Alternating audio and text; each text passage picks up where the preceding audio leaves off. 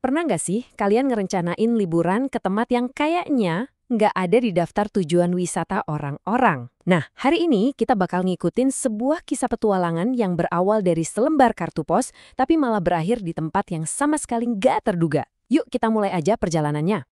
Nah, ini nih kutipan langsung dari penulis ceritanya. Dengar ini aja udah langsung kebayang kan suasananya? Seremban itu bukan destinasi liburan yang umum. Ini yang bikin kita jadi penasaran kan? Pertanyaan bagus kan? Kenapa coba milih kota yang setelah diriset sedikit kayaknya cuma bisa dinikmatin beberapa jam aja? Pasti ada sesuatu yang lebih dari sekedar jalan-jalan biasa di sini. Yuk kita gali lebih dalam. Percaya atau enggak, semua perjalanan ini tuh pemicunya simpel banget. Sebuah kartu pos Negeri 9 yang ditemuin di Johor Baru. Cuma dari ide iseng yang dilempar ke teman, wah kayaknya kita harus ke Seremban nih. Tiba-tiba jadi beneran ada rencana. Coba dilihat perbedaannya. Di satu sisi, kita punya liburan yang biasanya direncanain matang-matang.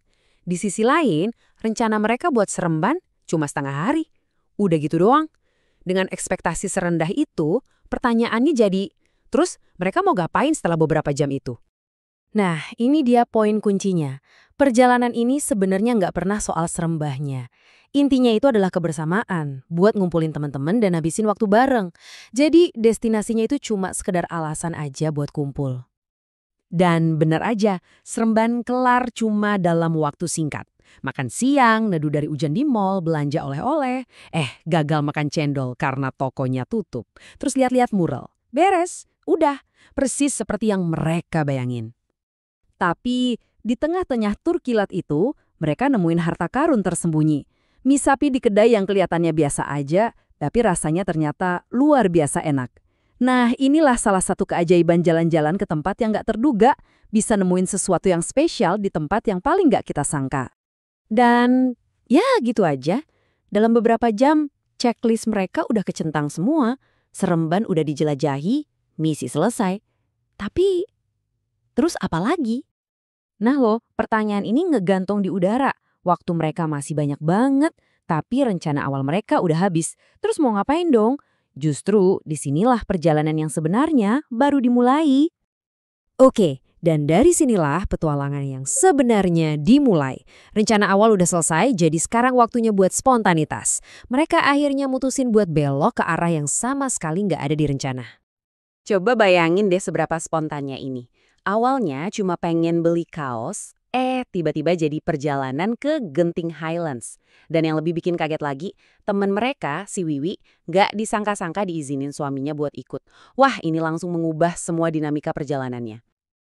Grafik ini udah ngejelasin semuanya sih. Misi awal beli kaos ternyata cuma jadi bagian kecil banget dari keseruan mereka. Justru sebagian besar kesenangannya datang dari hal-hal yang nggak direncanain sama sekali. Kayak iseng nyoba main di kasino dan jalan-jalan gak jelas tanpa tujuan. Perjalanan berlanjut ke Kuala Lumpur. Dan disinilah bagian paling kocak dari petualangan mereka terjadi. Mereka sih punya pemandu lokal, teman mereka si Wiwi. Tapi ada satu masalah kecil. Ini benar-benar kayak nonton sitkom deh. Pemandu lokal mereka malah nggak tahu jalan, dan akhirnya ikutan jadi turis di kotanya sendiri. Malam itu jadi penuh momen-momen lucu, dari mulai bingung navigasi sampai drama durian, dan ditutup dengan minum teh yang sederhana. Inilah momen-momen persahabatan yang apa adanya, nggak sempurna tapi otentik banget. Nah, seiring ceritanya mau berakhir, kita jadi bisa lihat gambaran besarnya.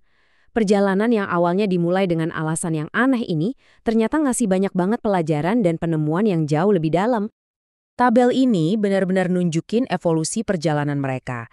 Dari rencana simpel setengah hari, akhirnya jadi petualangan ke banyak kota yang penuh kejutan. Mereka nggak cuma nemuin mie sapi enak, tapi juga kekayaan budaya di tempat-tempat tak terduga kayak Cokit. Dan yang paling penting, tujuan utamanya, kebersamaan, justru tercapai dengan cara yang paling indah. Inilah inti dari semua cerita ini. Kartu pos itu, Seremban itu sendiri. Ternyata nggak pernah jadi tujuan akhirnya. Itu cuma pemicunya aja. Cuma alasan yang memulai sebuah perjalanan yang ternyata intinya adalah soal persahabatan, spontanitas, dan penemuan. Jadi, aku mau ninggalin kalian dengan pertanyaan ini. Coba deh pikirin hidup kalian sendiri. Apa momen kartu pos kalian? Perjalanan kecil atau rencana iseng yang tiba-tiba berkembang jadi sesuatu yang jauh lebih besar dan berkesan. Kadang-kadang, petualangan terbaik itu justru yang nggak pernah kita rencanain sama sekali.